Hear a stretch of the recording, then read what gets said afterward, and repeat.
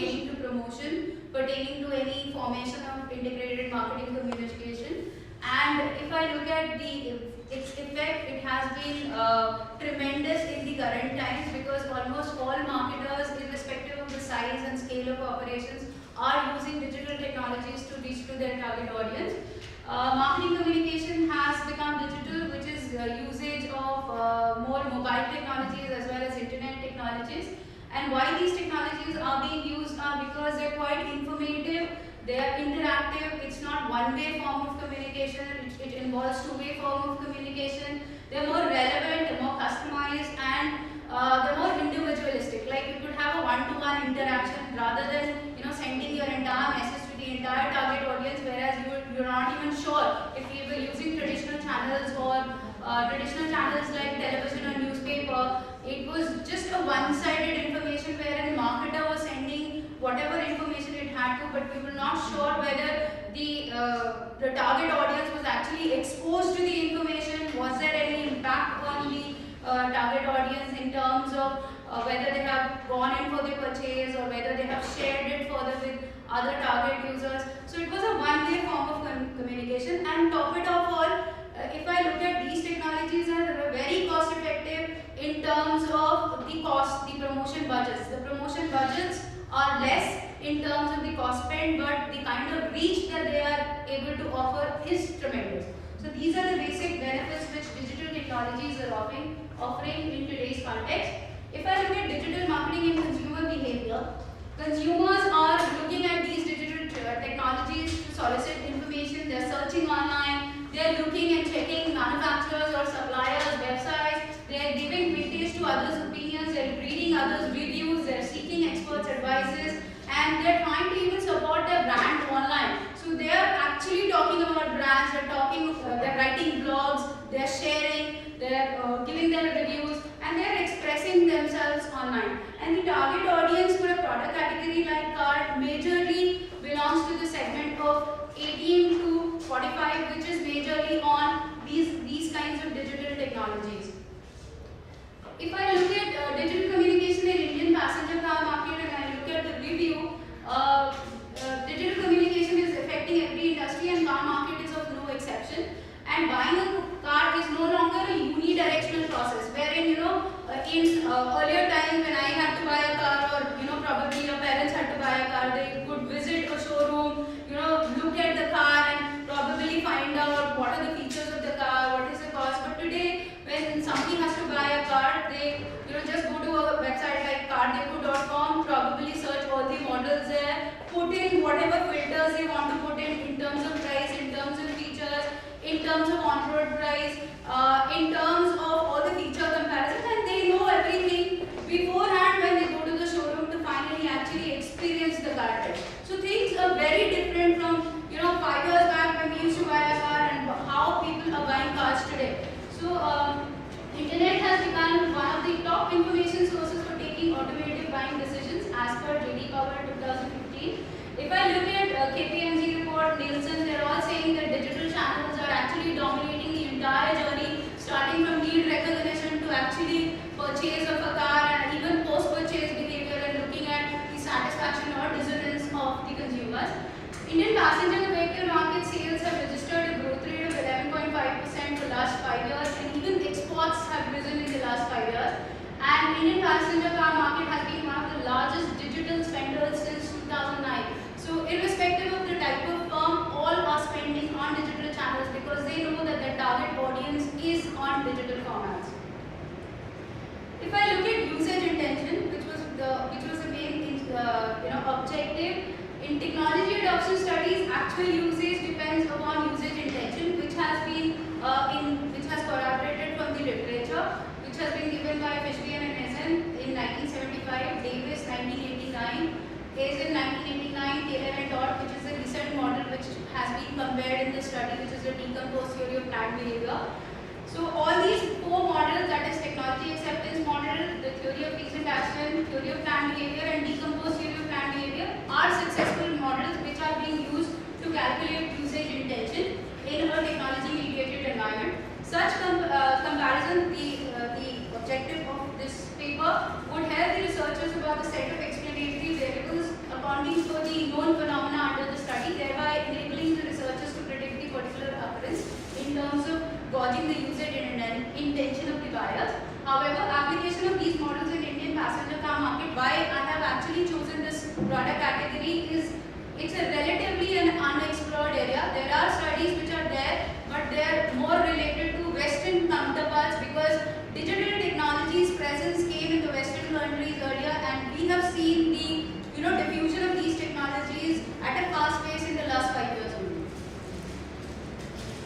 The main objective of the study was to explore both these models, the technology acceptance model versus the decomposed theory of brand behavior, which is suited better for predicting the intentions in the Indian car buying market. Why these two models were taken? Because TAM is considered to be a more robust and a parsimonious model, and it is a well-researched, empirically tested model, and it has been able to deliver successful results across different industries with different control factors. Whereas in comparison to TAM, DTPP model is a more current model which is being used for predicting usage intentions, and it works well over the drawbacks of the other three models, which are more older and traditional models, as in comparison to the recent model given by Taylor and Todd in 1995. The research methodology that has been used is the research design has been descriptive. The data is primary through a survey where a structured questionnaire was used using a 5-point Likert scale. A proportional sampling technique was used. The sample size after screening out all the after editing and screening out all the questionnaires, the final sample size was 801. Frame where the sample was picked was taken from Sensor 2011 data, and analysis technique was SCM. This is how area-wise proportionate sampling was done.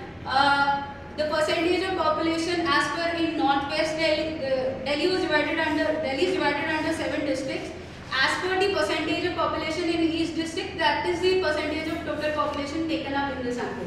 So the total sample of 801 is divided as per the percentage of population in Delhi. So this is area-wise proportionate sampling, which was used as a technique.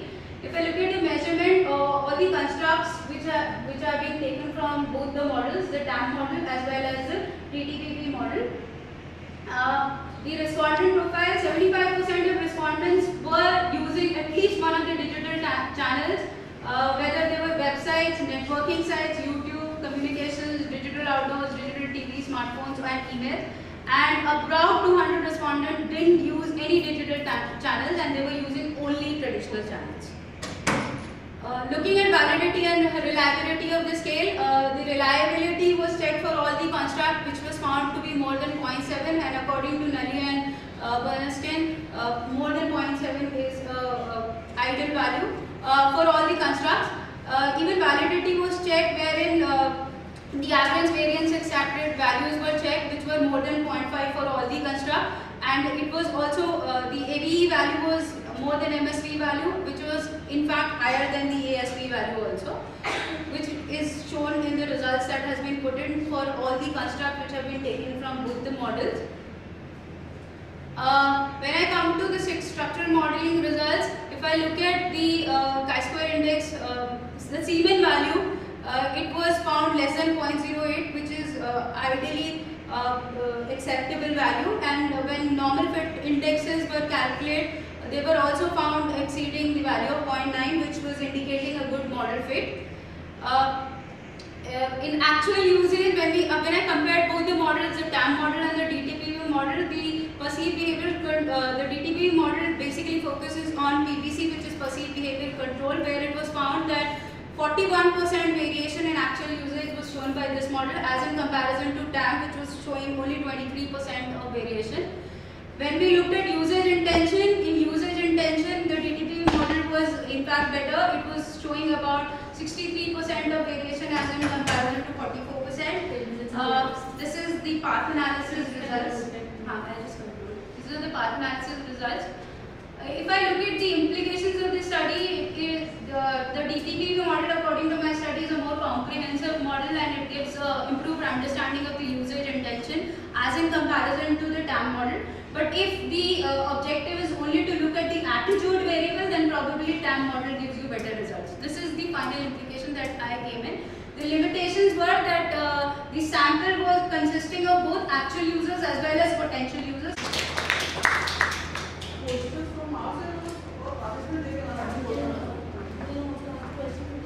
And secondly, which method you have used for approaching such kind of customers in our and after that Ma'am, I used a certain method. I contacted them personally. Yes. You have taken the help of area by its proportion. Yes. So in northwest area there are, let us assume, 100 customers. So how you have contacted those 100 customers?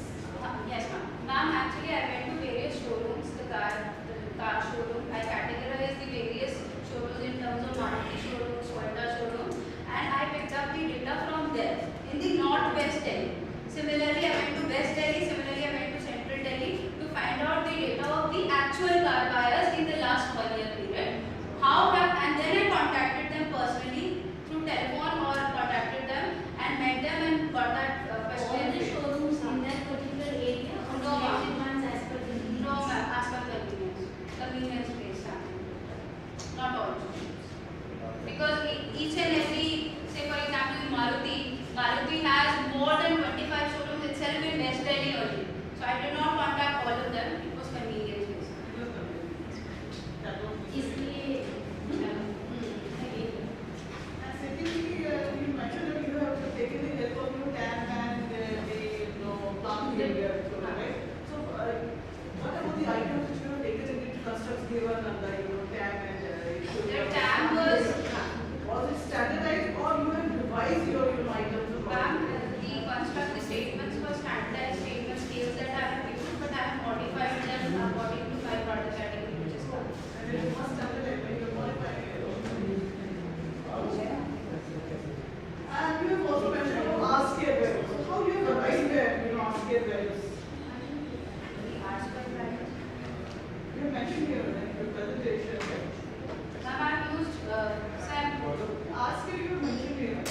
The regression results. Regression was also applied. Can you please go see that in the slide?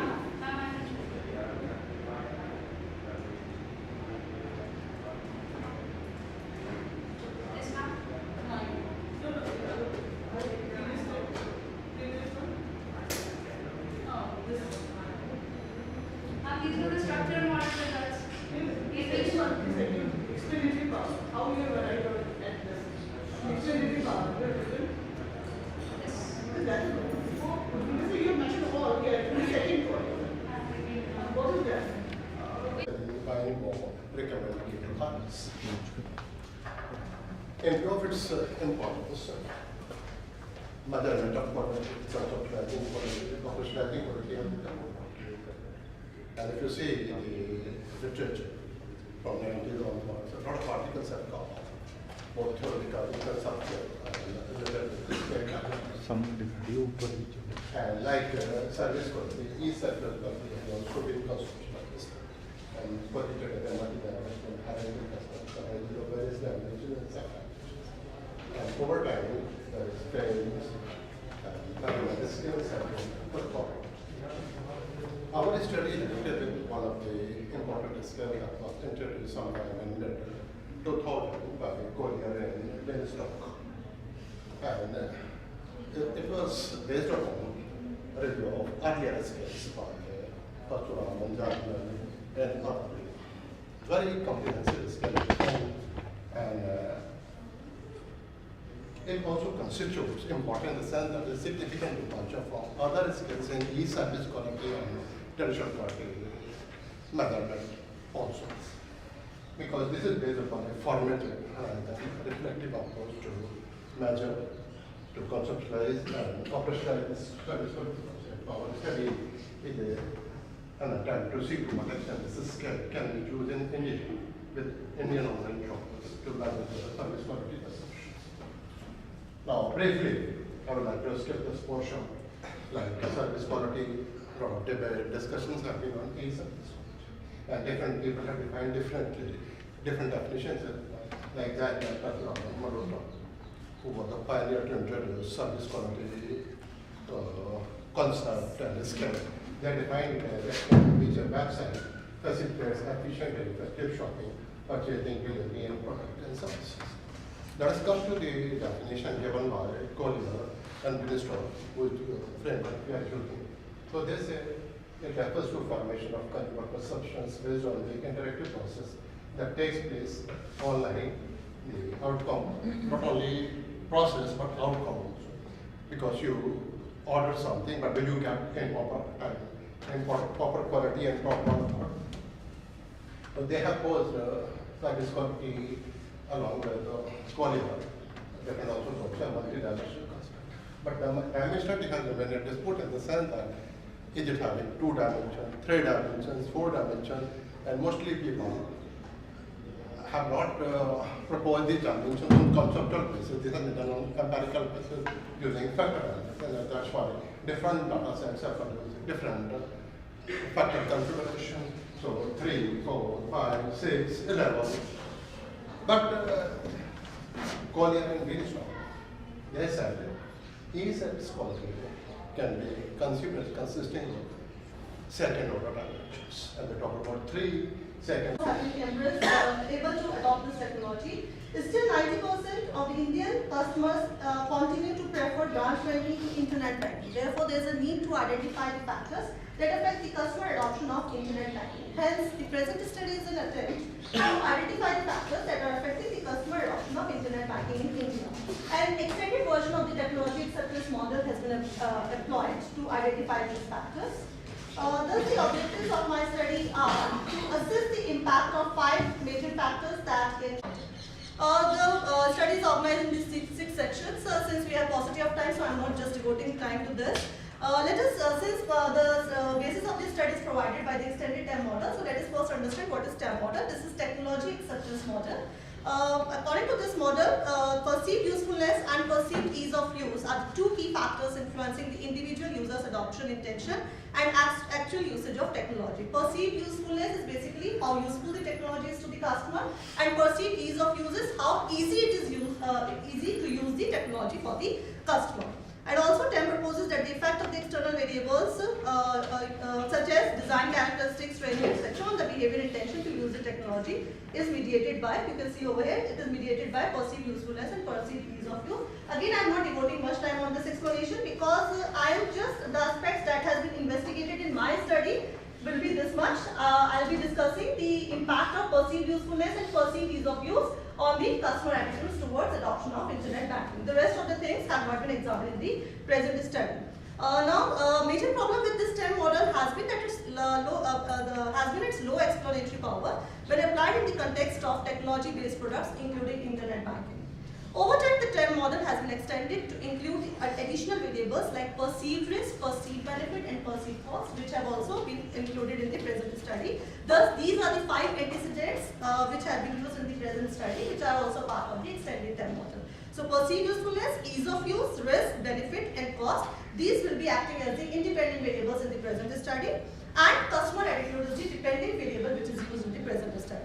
Attitude, according to the attitude theory, attitude has long been shown to influence the behavioral intentions and actual behavior. We all know that more favorable the attitude towards a given service or product, the most likely the chances that the customer is going to adopt or buy that service or product, right? So, attitude towards internet banking here, we are defining it as an individual's overall effective reaction to using the internet for his or her banking activities. Now, the 5 independent variables: perceived usefulness, as I already discussed, how useful the technology to the person is, that is perceived usefulness. The higher the perceived usefulness, the more are the chances that the consumer is ready to adopt the technology. He will be having a favorable attitude. That is why it is hypothesized that perceived usefulness positively influences the customer attitude towards adoption of internet banking. The same holds true for perceived ease of use also. Perceived ease of use is how easy it is for the customer to use the technology. Therefore, we are again hypothesizing that perceived ease of use positively influences customer attitude towards the adoption of internet banking. The third independent factor that we will be using is perceived risk, which can be defined as a person's expectation of loss arising from a given electronic transaction. Now, of course, there is a negative relation. Higher the risk, the lower will be the attitude, the less favorable will be the attitude. Therefore, perceived risk negatively, it has been hypothesized that perceived risk negatively influences the customer attitude towards the adoption of internet banking. Now it has been seen that various studies have adopted the unidimensional construct of perceived risk till now, but now a new, according to the studies which are taken recently, perceived risk has also been operationalized as a multi-dimensional construct where it consists of performance risk, security privacy risk, time and convenience risk, social risk and financial risk. Therefore, again, we are taking this perceived risk as a multi-dimensional construct, and we have hypothesized there are further 5 sub-hypotheses which states that performance risk negatively influences the customer attitude towards adoption of internet banking, and the same holds true for financial risk, social risk, time risk and security risk.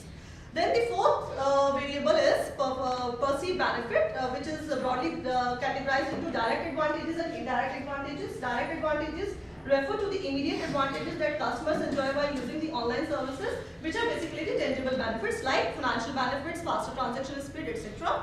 Indirect advantages are the ones which are difficult to measure, which are basically intangible, hence it is hypothesized On the proposed relationship. Since the literature is very confused about the moderating impact of age, gender and online browsing on each relationship, that is whether it exists between impulse buying tendency, urge to buy, or whether it exists between urge to buy and impulsive buying behavior. Next is, since the online retailing has been increasing, so the online consumers are also increasing. So that's why it's a great need for the marketers to understand the concept of online impulse buying in this context and to understand the personality of digital consumer. Next is research design.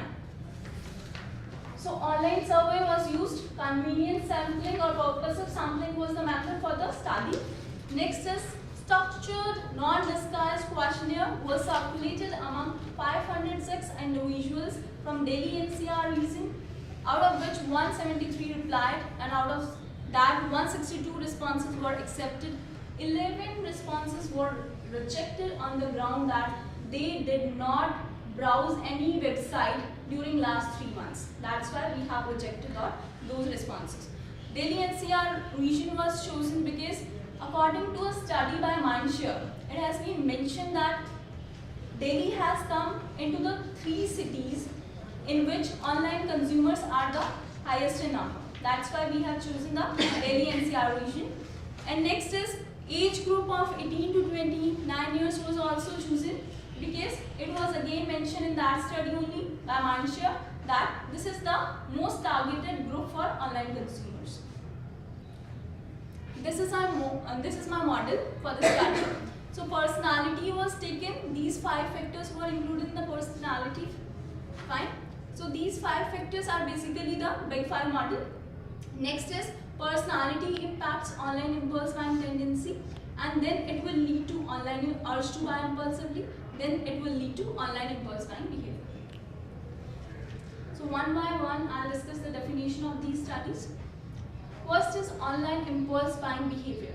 So here the term comes behavior. So it is related to the action.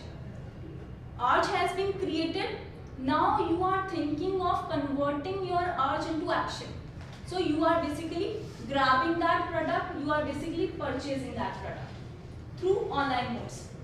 Next is your online urge to buy impulsively. You are just having the urge to buy, but whether it will convert into action, there is no surety. That depends on the situational factors, time availability, money availability, economic well-being and all. We can definitely have the urge, but not have the power to purchase that product. Next is online impulse buying tendency. So every person is different, personality of every person is different. So some people are impulsive, some people are not, some are more impulsive, some are not. So it's basically the trait or the tendency to purchase on impulsive. Next is online browsing. It is just the time spent on browsing the things. You are just spending your time in looking at the products. Fine. Next is personality. Again, it is the individual difference in characteristics, like how we think, how we feel, how we take action. All these things are depicted by the personality of the person. Next is neuroticism. Neuroticism is how prone you are to the negative things, how prone you are to the psychological distress, how prone you are to the vulnerability of the person to adverse things or adverse things. This is the thing. Next is extroversion. How effective or how intense you are or how energetic you are, how open you are. That is the extroversion. Next is openness to experience. How you are open to the novel things. Not just the old thing, but the novel things you are open. Next is agreeableness. This is basically the individual, how they perceive to be compassionate or hard-mindedness or tough-mindedness. So this is mentioned here. Next is conscientiousness. This is basically how goal-directed you are, how organized you are, how persistent you are in your behavior.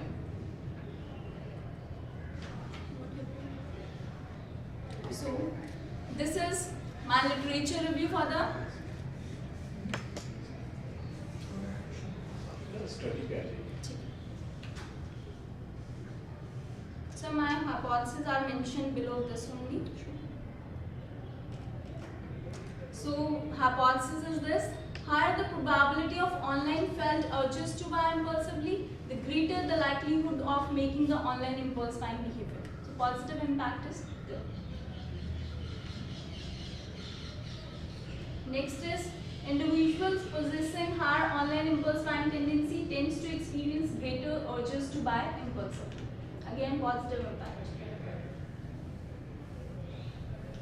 So here my hypotheses are: personality traits have an effect on consumers' online impulse buying tendency, and online impulse buying tendency will be negatively associated with neuroticism and conscientiousness, and with the rest of the three factors it is having a positive relationship. Each acts as a moderator between online impulse buying tendency and online urge to buy behavior. Although we have seen the impact of age, gender and online browsing on the overall model using the MGA, that is multi-group analysis. But in the literature, since it has been mentioned that there is a relationship between these two factors and age is specifically moderating these relationships, that's why I have taken this hypothesis. And again, we have mentioned that association between online impulse buying tendency and online urge to buy impulsively is stronger in case of younger individuals rather than elder individuals. If you are running multiple regression, so the assumptions is I think it is basic. This is as per my knowledge. Baki, you can check it with the experts if you want to. See, I read your paper today in the morning, and the concept is really new, and I found it very appealing. The thing is that you've given a very redundant title for this. This does not attract the attention of the reader. Suppose it comes to me for a review. Right. For me, it's a state topic. So whatever you've done inside should reflect in the title. Number one. Number two, you have bifurcated them into pre and post. So how does it help the industry, the marketers, or the academia? How does it act the repository of knowledge, existent knowledge? कुछ भी नहीं है. तो आपको दिल किया आपने कर दिया. समझ रहे हो? So it lacks justification. But otherwise the concepts are very, like, I like them, frankly speaking. And there is a lack of flow in it. Suppose, why did you use cluster analysis? Why did you use cluster analysis? Because when I was reading, because usually you do it to segment it. Okay, so what is the rationale behind it? No, I want to know. I wanted to bifurcate my data. When I was doing the online survey and the offline No, आप survey, जैसे उसमें sir more frequently users and less frequently used, वो तो आप सीधे question से पता चल जाता है. Why do you Exactly. need to add cluster analysis? Yes. Cluster analysis is for segmentation. yes sir. So in my data, when I was collecting for each eye, I have their responses and they responded as Just have a look into it. It is confusing, you know. alright. So when actually you I send it for confirmed my further behavior. publication, first of all change this. pre and post, they should reflect over here. Okay. Only then it will, attract the attention. Basically show the purpose of the topic and why you were doing it in the first place. Statistical analysis you have to give one last thought because it's ordinal data you cannot apply regression just like that. It's hereditary, right? So it's higher data, it's higher order data. So you have to check the applicability of that.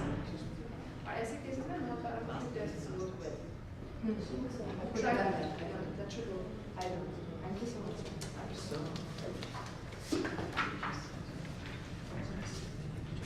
I am very grateful to the presenters for sharing with us their valuable analysis and research.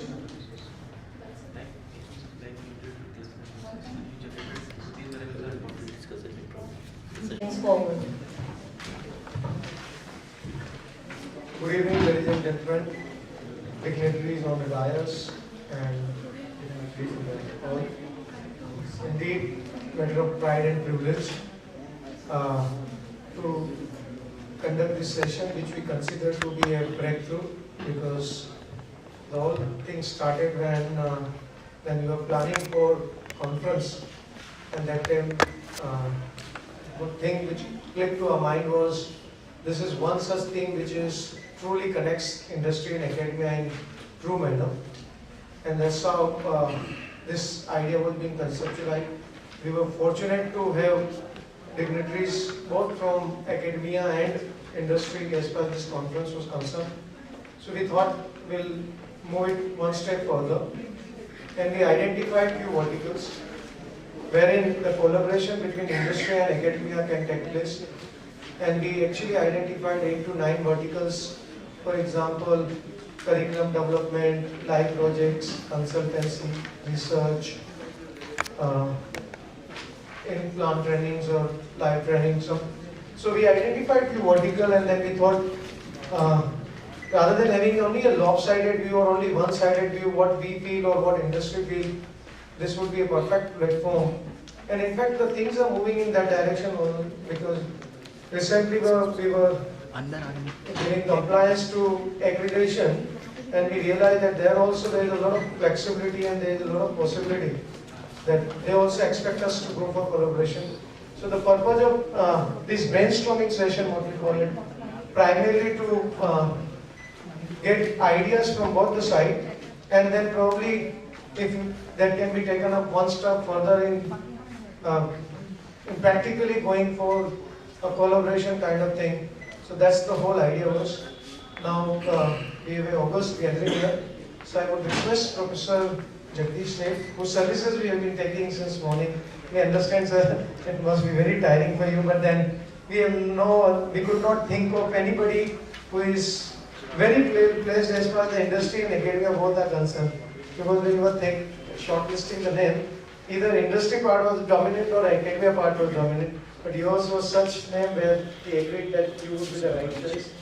So, sir, we would like you to moderate the entire session, and probably you can take views from all the participants.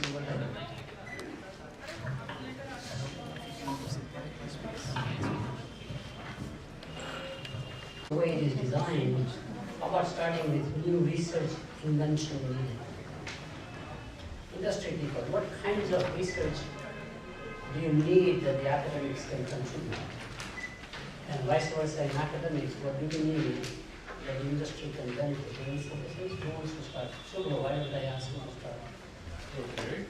Well, I'm delighted to. Firstly, let me introduce myself in one fashion, that I'm not associated with Morgan Stanley, even though perhaps it could have been an aspiration in a past life. That's right. So I head the business school at Shiv Nade University. I also head the executive education, another school for that. So I thank Jag firstly for inviting me to this session, because I've actually had the opportunity in the last 5 years since returning to India of being, in a sense, on both sides of the table. So I was earlier the head of the Tata Management Training Center, which is really the corporate leadership training arm of the Tata Group worldwide. And so therefore I got a sense to see what is it that businesses as they evolve in the current economy need. And now I've had I think an enviable opportunity to start a business program from scratch in a private university with fewer constraints. So some of you perhaps may envy that, but I had a chance to really construct a program along the lines of an industry, research, and academic alignment. So the question was really what areas of research are needed. Before I get into that, I want to say that the overarching thrust of the programs that we have designed are to create, as it were, charioteers of the digital economy, of the new economy in the students who emerge and go into work in these organizations. And one of the first things that we were able to do was to do a dedicated program for individual corporations where they send a certain cohort of students to the program. So we have multiple corporations that have sent anywhere from 10 to 15 students into the program.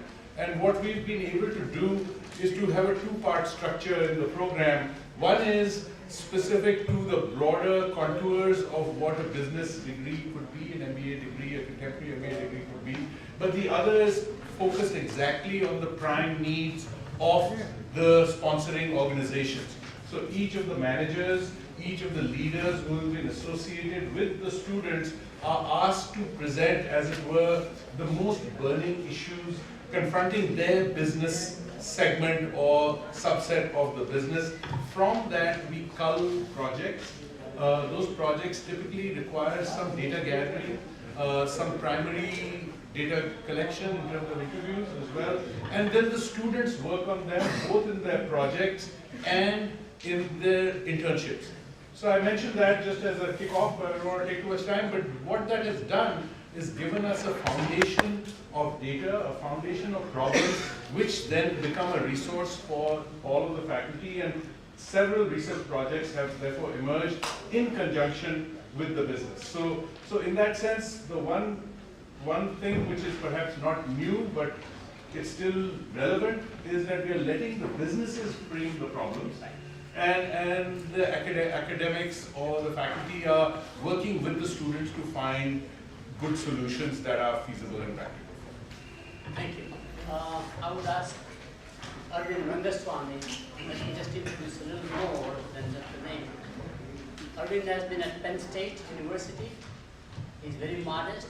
Not only is a top academic scholar, more quantitative job in some way, but he has been involved in the leadership program at the university, both in the business school, initiating like an associate dean in charge of major programs, including India, Penn State alignment, China, Penn State alignment, and also at the university level. Vast experience. Kavita, I'd ask him to see if he can join the panel and give his views about how the collaboration will happen. I want to focus on research intentionally because curriculum and everybody talks about it, like case studies they're doing, but something new. We'll start from the other area, or whatever you would like to talk, both of you. I'm sorry to no problem. Good evening to all of you. There's one area that I was engaged in over 10 years of my life, where we were able to act a big difference in how industry and academia interact. And it was called the e-business, trying to deal with digitization. And one of the leading companies was IBM, and they started a division called e-business, which if you recall, IBM, right now IBM is pushing data, big data, and artificial intelligence, but one time they were pushing e-business. So spreading it the right way, do you need some kind of independent thinking to help you with this? So why don't you help set up a research center at Penn State? So they said the idea is intriguing, but we don't think academia can help us. And I said, why not? And they said, well, look, we have a lot of PhDs. We have a PhD in every field of management and technology. What can you do? So I said, look, we bring a very theoretical. Can you hear him okay in the back? Can you hear me? Yes. Yeah. So so one of the other things they said also is that your research is too late. By the time you come up with anything, our problem is already solved. So how can you help us in these two respects? So the two ideas that we took with them is we can bring together independent thinkers, okay, who are not bound by any of your rules or logic or principles of how IBM operates. And we will try to get other companies who are also involved in this. So we went to SAP, HP, Dell, all the tech companies and other companies that are using them like Cigna. Anyway, we formed a consortium of 15 companies so they can all learn from each other, which IBM cannot do on its own. And we also promised every 6 months we will give you some hints or feedback on what we are finding, so that you are not bound to wait till the end of the project to get these insights. So for 10 years, we were able to provide leading edge thinking, independent thinking for IBM, and also for the other companies. This is a model that intrigues me, and I don't see this in India. And at one time, I was dealing with the Ministry of Education here for about 4 years, trying to sell them on a concept of a multi-college campus. You know, most universities in the US, in India seem to be just engineering or medical or something like that. Maybe University of Delhi has a consortium of colleges, but we don't have a big state university which has multi-college campus. Manipal was one that had that. So if you have a system like that, then you can set up research centers which can help the local economy, and they can bring different types of disciplines.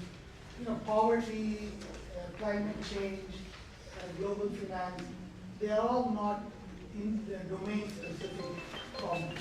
Poverty can be examined for many different reasons. Anyway, these two ideas, that if you have a multi-campus or multi-college kind of thinking brought to your research program, and two, if you can set up research centers as the conduit between industry and academia, and allow that entity to provide interim results and engage in the process, not just the sponsoring and getting the results, but to engage in the process. I think you will do well to promote this kind of interaction.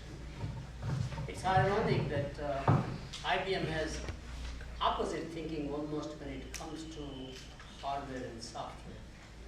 They collaborate, like University of Illinois, for example, Urbana-Champaign, which is famous for its computer science, pretty much. In fact, IBM was the pioneer to start the department of computer science, which ranked #1.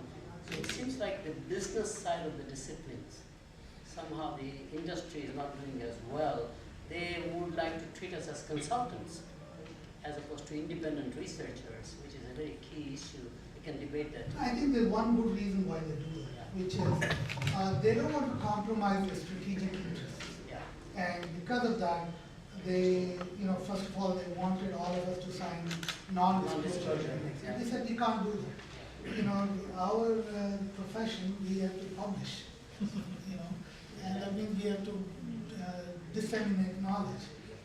And so that all those things we have to work through the NDA agreements. Exactly. Neeraj? Very different perspective, I hope. Yes, I think I take 2 points across from what you quoted, an example of IBM. First point was IBM was thinking as if before you could come back or the students could come back with the research, they would have already solved it because it might take a little time. And then the question of non-disclosure agreement which came in because the research paper might get published and there's some information might be open across. I've taught in Delhi University, the School of Economics, for a couple of years. I've been on the industry side as well. I think the first step which has to be taken is by the industry. There is an asset which is there, which is the student and the university, that clarity on what is required by the industry. Industry has to take the first honest step forward. In most cases, the research projects or the projects which are given forward, they are not taken seriously because the companies are looking forward for what is the end consumer advantage or what they can put forward across into use. That is not very well communicated across into the projects.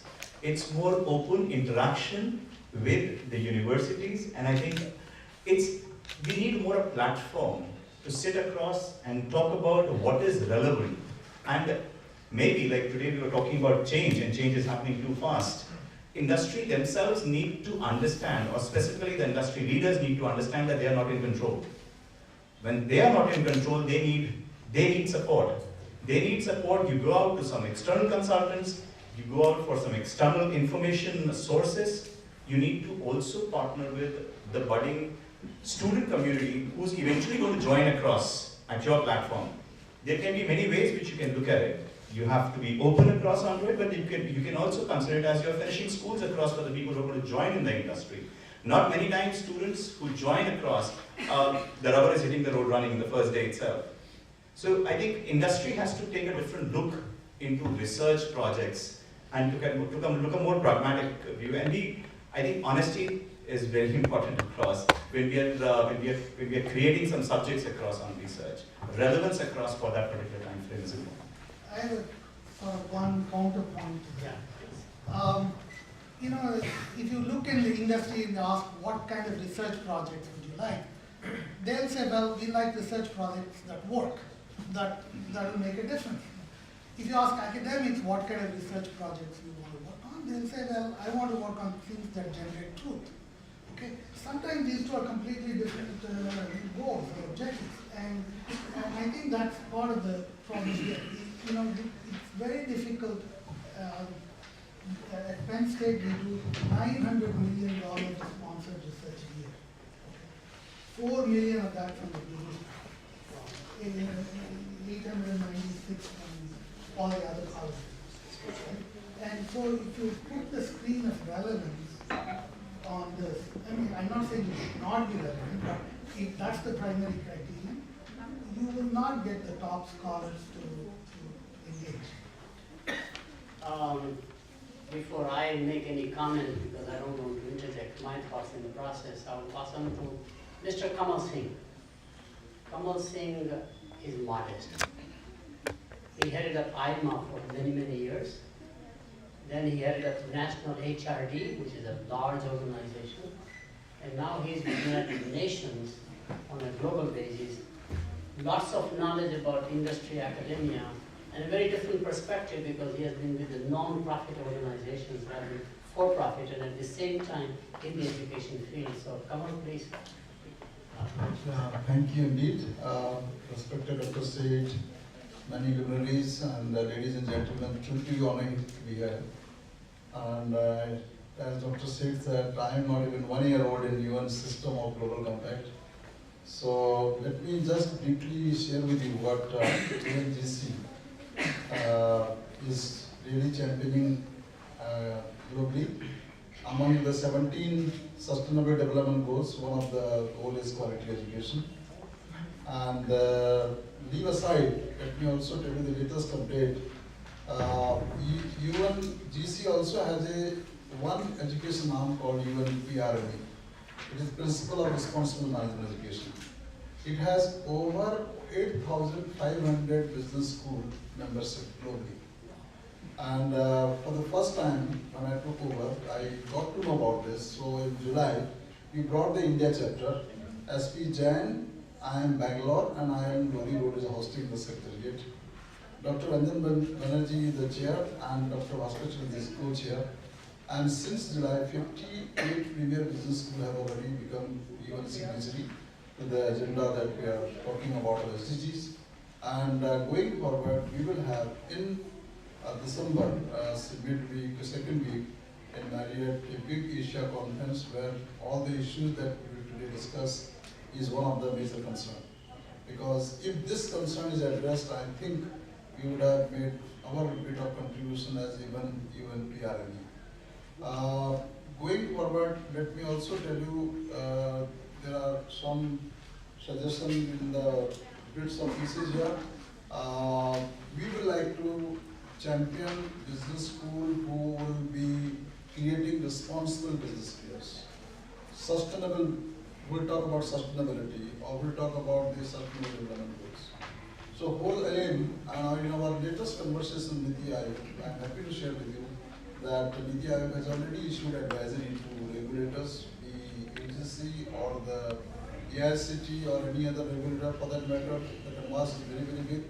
and also the accrediting agency. Incidentally, the conference that I attended in New York was the SDGs has now become the agenda of our central government, and also as well as the states are adopting it. There are 2 states, Assam and Sikkim, have already impressed SDGs as their development agenda. There are 6 states as of now who are about to sign away with us. They will also adopt SDGs. And if you look at all 17 SDG, you would have noticed that whatever our Prime Minister is saying, whether Beti Bachao, Beti Padhao, whether it is talking about climate change, whether it is talking about malnutrition, whether it is talking about the quality education, skill India, whether it is talking about the gender equality, all that as part of the same agenda going forward in some of the other government policy. Now coming to specific, we will be supporting those business schools in terms of making them more where they will be doing live projects on sustainability.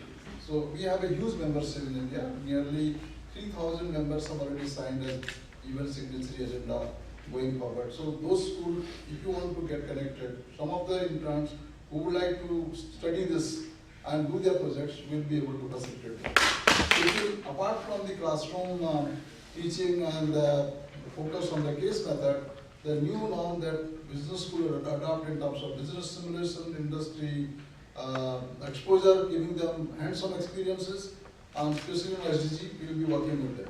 And also UNGC will be soon commissioning a study. That study will need your support there, because we would also like to really know globally, while we have many data research here, but from the India point of view, there are some research which I would say, I will just in a few minutes share with you, but NHRD did in a few years back. But we would like to really do a study research on what industry expect from business school to deliver, what kind of MBA educations. Now, in my working in NHRD as a national body of HR professional, we did a study where some of the skills that we asked that when you have to hire X or Y from any business school, what we look up to the person. So I just wanted to give you just a bird eye view what that outcome of that study was. The industry is looking for managers who are passionate, who are creative enough, who can challenge the disruption, who can make things happen, who are technology savvy, who can relate to the technology of the day, flexible, they can be adaptable, they can be quality conscious, they should be equally wide, good in thought, they could be an the execution should be the one more quality, because they have, many schools have got good in theory but not having enough on the execution. Ethics and values now is coming the paramount need of many companies, and I think most of the company, every company will ultimately do that if they want to really survive in the business. Cross-cultural skills, consumer insight, global insight, and managing the cover. There is so much disturbance will happen as you go along. We have already started happening, whether it is the nature-made or otherwise the man-made. These kind of disruption will happen more often. So companies are looking for those managers who can manage such disruption quickly and still do their business very nicely.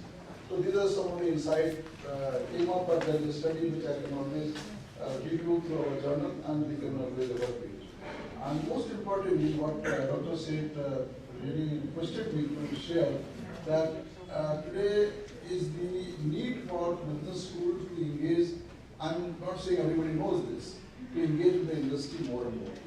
Because unless you know what industry wants, you will not be able to relate what we are teaching in the classrooms. So there are ways and means. I'm sure some of the industry stalwart will highlight that aspect. But going forward, we will at UNPRME will champion this challenge. We are committed, and ourselves at any point of time, I'm happy that I want to thank you for having me, because to that extent, they will be able to draw a lot of advantages, which I can bring globally. Some of the premier business school, which one of them you are always at it. So I will be happy to work with you. With those remarks, I will join you later as we move on. And but certainly, as India, it is our day. I would say that at this moment. Thank you. I wanted to add that a new initiative we are thinking over here. Bright young scholars from undergraduate immediately do PhD, smart people, but they have no experience of the real world. So we are now initiating for young faculty that join what we call faculty in business. Faculty members are given 9 months salary, then you have a supplement for the summer. Rather than do teaching or something else, we say no research, but engage with the industry, go to the industry, go to a company, be there 2 years, 2 months, 3 months, whatever time is, and I tell you when they come back, they're totally transformed. They're all smart. What we need is the intellect. They don't have the context, and we are experimenting that, and early results looks like pretty good results. Because of that comment, I would like to give this microphone to my colleague Dennis Shah, who is one of those young scholars who knows the practice, has come to the academic, and he's doing exceptionally well at Georgia State University, initiating several things, and he may give some suggestions about industry-academic collaboration. So. Thank you. I'll probably just build upon what Arvind mentioned, the paradox, between the fact that many times as academic researchers, we want to pursue certain problems or make contribution to research, but that may not align with what the company's problems, pressing problems are. So often there's a misalignment, and pretty much every research that I've done has been involved. There's been collaboration between a company and my research, so I've used proprietary databases. One thing which I've seen which has really worked well, and now we are kind of rolling it out school-wide, is that what we try to do with these companies is we do a discovery workshop. So we bring in the company executives and we bring in a bunch of faculty who are interested in doing applied research. Not just from marketing, but marketing, finance, risk management, so from like an interdisciplinary focus. And we ask the company, okay, what is it that you're doing? What are your existing practices? What kind of resources do you have? What kind of technology you want to implement moving forward? And then we open it up to faculty and we do a series of what ifs or what about this thing and that thing. And what we found is that many times, sometimes we come up with suggestions that the company may not even be actively thinking when they walk into the door, and that can then be the foundation for a new research collaboration. Because whether we like it or not, right, companies are now ahead of us as far from my startup days and also from my participation with platforms like the Boston World Partnership and Google Business Groups, which were basically a city-led initiative and a Google-led initiative for providing education outside of the normal realms. The question about research and the academia, industry interaction is more about how relevant is your product in today's world, really. From a company perspective, from a corporate cycle perspective, we used to have, and where we didn't have, we started what were known as CIUs, which were competitive intelligence units, whose only function was, and we would have some specialists out there, and their only function was to do crystal ball grazing. They would basically take the macro and the micro factors, look into what was happening, and take out what the impact would be on the company and the industry, and therefore develop products. Because at the end of the day, we have to remember that for a corporate, it has to be a product or a service which earns revenue, otherwise none of the research is going to really make a difference. To the startup world, research is an aspirational product which nobody in the startup world can afford. And it's a huge opportunity for academia to think more intelligently as to how do we get this into the startup world. And I'll give you an example. So at Google Business Groups or even Boston World Partnerships, we used to have non-linear conversations with people, with startup founders, with a lot of people who needed that knowledge, who needed that mentorship, that experience, but they didn't have. And what would we do? So for instance, as a Boston World Partnership expert on innovation in Boston or a Google Business Group manager in Delhi, I would sit across the table with people who need that knowledge and give it on a one-on-one session or a one-on-many session. And that could be one-off event or could be a series of events, and that's it, it's done.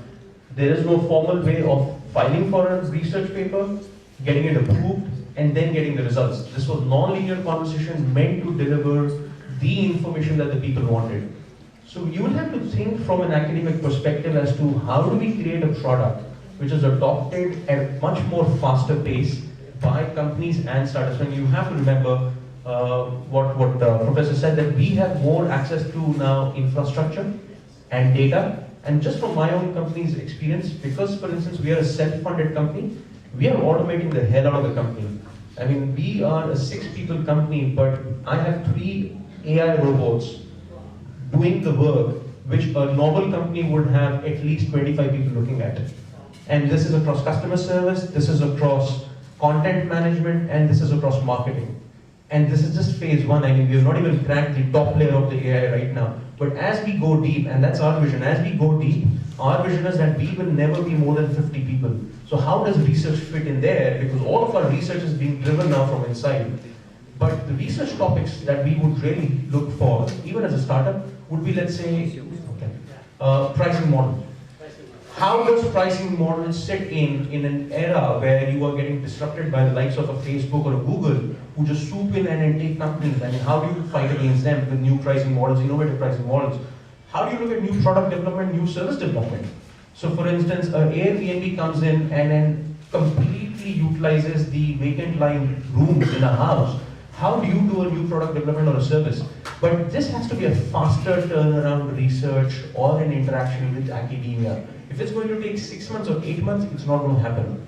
And just the last example I would like to give is from my own MBA institute. I did my MBA, executive MBA from HULT in Boston. And they have what is known as ALP, which is a 2-month action learning project. We had companies like BAE, PwC, and then all the top companies come in there. Specific business problem, constant engagement with top leadership of these companies, and the project was delivered on time with substantial savings or revenue or cost, with a sign-off from the company. Legal bureaucracy especially, they would like you to sign 14-page document of non-comp and all this stuff, and by the time you go through the legal process, the problem and excitement is gone. So we are finding that working with new age companies is very fascinating. So please, I'm so sorry to take that. Thank you, Professor Sir. I actually belong to an age-old company, so sorry for that. And I am completely conscious that I am vastly outnumbered by academics, but I still hold my neck up. So I have worked with PricewaterhouseCoopers for about 9 years, and consulting is what I've done for a major part of my career. 2 major points. So first, I would like to respond and actually support what you just described. I think any consulting or professional services firm, while seeking external support, would be very conscious of client confidentiality, whether it's through NCND or NDAs or data sharing. So I think that scenario is unlikely to change. We are trusted by our clients for confidential information, and it is unlikely to wither away. Second, I think you mentioned about relevance, and I completely agree with that as well. Consulting firms or the companies as such are looking for workable solutions. We will not be very happy with a theory which looks good on a PowerPoint. Of course, our work is also on a PowerPoint, but we try to make it much more marketable. So we are looking for active solutions that can be implemented and a change can be brought on ground. So I think that remains an area. Second, I would like to add, I think there is no conflict or multiple roles between consulting companies or between industry and the academia. The need is to find a sweet spot. Our typical, and I'm speaking for PricewaterhouseCoopers here, our typical consulting assignments will be from 3 to 6 months, and at times they are an year plus as well. We would be quite hesitant in engaging an academic institution in this short interval. But there are always assignments and feels the verve that yes, this is beyond case study approach. They have done the real thing. So I think that would definitely help. And as just a last sales pitch here, I do have an active opportunity to help me work with a client where the client needs to refine their economic forecasting method. So if there is someone as a student or as a professor may just want to step in, and I have actually identified 2 students from IIT and possibly one from ISI to work on this. So such kind of opportunities do come in, and this is a live one. So I'm happy to talk. Kavita, before that one, I'm so sorry I started steering the conversation toward research. But there's a whole agenda about curriculum development, for example, which I know is mainly interested by the Department of Commerce and the Minister of Economics, so maybe we can shift the conversation to curriculum.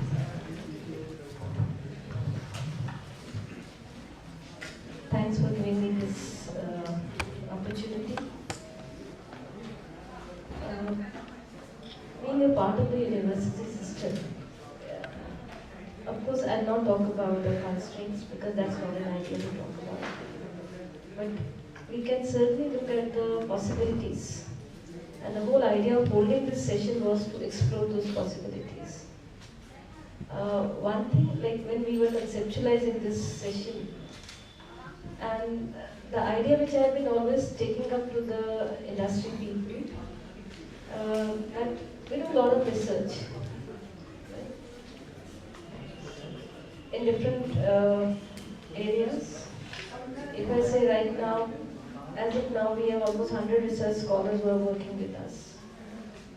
And now there is a lot of consciousness to do a good research. But at the end of the day, how far that research is relevant to the industry? Because we are the consumers of our own work. That's a very, you can say, unhappy state. Because unless and until we find that there are people who are there to support us, to come with the problem, and then we can provide the support. And the best part is that we have the students, like in our different programs, they are working on a short-term research work, actually, to provide the certain solutions. We can provide the mentorships along with the industry part. So this is a big gap, which I find that it needs to be taken up. So this is one thing. Second thing about the, if we say from the point of view of course curriculum, course development. If I just look at the recent, over the last, I'd say 3 or 4 years, we have been a very quick process of revising our syllabus. For whatever reason, there's no point to talk about that. But there is certainly now a need is being felt. As courses have to be more adaptive to the industry. Because it cannot be just that we produce the learnings, but at the end of the day, those learnings are not fitting in the industry requirement. And if I look at the quantum of the consumer, quantum of the student base that we have.